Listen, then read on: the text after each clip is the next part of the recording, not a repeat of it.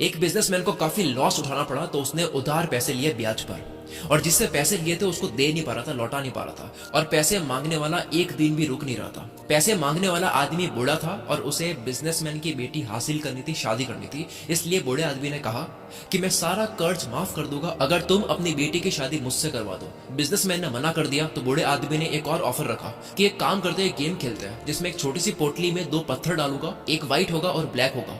Businessman को बेटी को पत्थर उस पोटली में से निकालने हैं। अगर व्हाइट निकल गया तो सारा कर्ज माफ कर दूंगा और शादी भी नहीं करनी पड़ेगी, और अगर ब्लैक पत्थर निकल गया तो कर्ज तो माफ कर दूंगा लेकिन शादी करनी पड़ेगी। बाप और बेटी दोनों एग्री हो गए, पूरे गांव वालों को इकट्ठा करा। मुखिया भी वहां पे देख रहा था। जमीन से 2 पत्थर उठा करके बूढ़े आदमी ने पोटली में डाले और लड़की ने देख लिया कि उस बूढ़े आदमी ने दोनों ही पत्थर ब्लैक डाले हैं, और ब्लैक पत्थर का मतलब हुआ कि कर्ज माफ लेकिन शादी करनी पड़ेगी। अगर लड़की गेम खेलने से मना कर दे तो शादी तो बच जाएगी लेकिन बाप का कर्ज माफ नहीं होगा, और अगर दोनों ही पत्थर निकाल के उस बूढ़े इंसान की बेइज्जती कर दे तो वो आदमी कभी ना कभी बदला जरूर लेगा। इसलिए लास्ट ऑप्शन था कोई एक पत्थर निकालो जो कि ब्लैक ही निकलेगा और कर्ज माफ के साथ में उसको शादी करनी पड़ेगी। लड़की ने चालाकी से गेम खेला, उसने एक पत्थर निकाला और एक्टिंग करके ग्राउंड पर गिरा दिया, और वो पत्थर नीचे गिरे, बहुत सारे ब्लैक और व्हाइट पत्थर में मिल गया। लड़की ने कहा ओ शिट, ये मेरे से गलती से गिर गया, लेकिन एक काम करते हैं, दूसरा पत्थर भी पोटली से निकाल करके चेक कर लेते हैं। अगर पोटली में से अब व्हाइट निकला तो मैंने जो उठाया था वो ब्लैक था, और अगर पोटली में से अब ब्लैक निकला तो मैंने जो उठाया था वो व्हाइट था।